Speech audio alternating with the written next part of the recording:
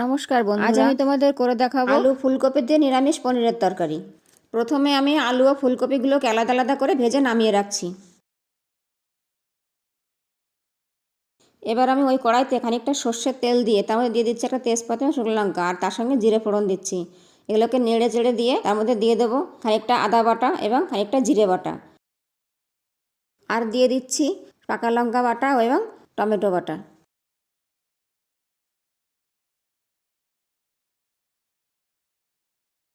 এই মশলাগুলোকে নেড়ে চেড়ে নিয়ে তার মধ্যে দিয়ে দিচ্ছি স্বাদ মতো নুন ও হলুদ, এবং তার সঙ্গে দিয়ে দিচ্ছি মশলা ধোয়া জল।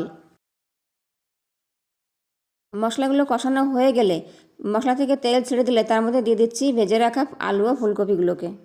সবজিগুলোকে মশলার সাথে ভালো করে নেড়ে চেড়ে মিশিয়ে দিয়ে তার মধ্যে দিয়ে দেবো পরিমাণ মতো জল, এবং তারপর ঢাকা দিয়ে দেবো। 6-7 মিনিট পর ঢাকনাটা সরিয়ে নেড়ে চেড়ে তার মধ্যে দিয়ে দেবো আগে থেকে ভেজে রাখা পনিরগুলোকে, এবং সেটাকেও নেড়ে চেড়ে তরকারিটাকে আমি আবারও ঢাকা দিয়ে রাখবো খানিক সময়।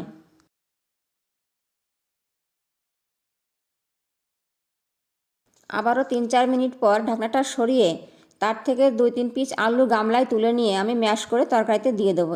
এর জন্য তরকারির ঝোলটাও গাঢ় হবে, খেতেও ভালো হবে।